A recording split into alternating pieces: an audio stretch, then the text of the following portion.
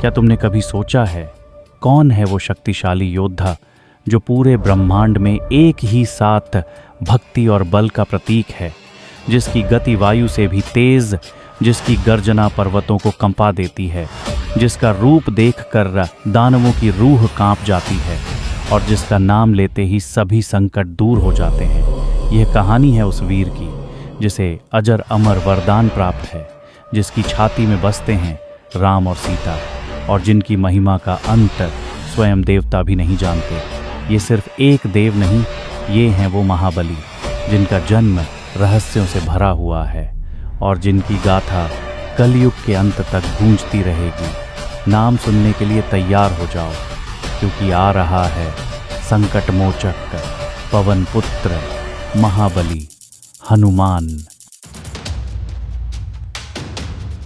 हनुमान जी का जन्म अंजनी माता और वानर राज केसरी के घर हुआ। कहा जाता है कि वे वायुदेव के आशीर्वाद से उत्पन्न हुए, इसलिए उन्हें पवन पुत्र कहा जाता है। बचपन में वे अत्यंत चंचल और निडर थे। एक दिन उन्होंने आकाश में चमकते हुए सूर्य को फल समझ लिया और निगलने दौड़ पड़े। संपूर्ण सृष्टि अंधकार में डूब गई। देवताओं ने रोकने का प्रयास किया, लेकिन वे असफल रहे। इंद्र ने अपने वज्र से प्रहार किया और उनकी ठोड़ी पर चोट लगी। उसी समय से उनका नाम पड़ा हनुमान, अर्थात जिसकी हनु यानी ठोड़ी घायल हो। देवताओं ने उनके अद्भुत साहस को देखकर अनेक वरदान दिए।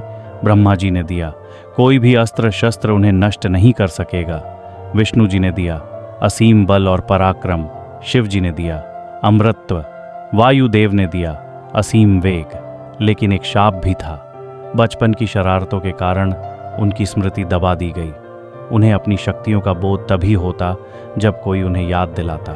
यही कारण है कि संपूर्ण रामायण में हर कठिन परिस्थिति पर कोई उन्हें उनकी शक्ति याद दिलाता और फिर वे चमत्कार करते। राम और हनुमान का मिलन ही उनकी भक्ति का शिखर था। सीता माता की खोज, समुद्र पार करना, लंका दहन और अंततः संजीवनी पर्वत उठा लाना, ये सब उनकी अमर कथाएं हैं। उनका सबसे बड़ा रहस्य यही है कि वे केवल बलवान नहीं, बल्कि राम के नाम में लीन एक साधक भी हैं। युद्ध में उन्होंने कई बार दिखाया कि उनका असली हथियार गदा या बल नहीं, बल्कि राम नाम का उच्चारण है। बहुत कम लोग जानते हैं कि हनुमान जी का उल्लेख महाभारत में भी मिलता है। भीम और हनुमान दोनों पवन पुत्र हैं। एक बार भीम से उनका मिलन हुआ। हनुमान ने अपनी पूंछ मार्ग में फैला दी और भीम से कहा, इसे हटाओ। भीम लाख प्रयास करते रहे, पर पूंछ हिला तक न सके।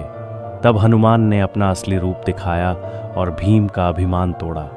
उन्होंने भीम को शक्ति के साथ साथ विनम्रता का भी पाठ पढ़ाया। शास्त्रों में कहा गया है कि हनुमान जी आज भी जीवित हैं। वे अजर अमर हैं और जहाँ भी राम कथा होती है वे अदृश्य रूप में उपस्थित रहते हैं। कुछ संतों और साधकों ने दावा किया है कि उन्होंने आज भी जंगलों और पहाड़ों में हनुमान जी के दर्शन किए।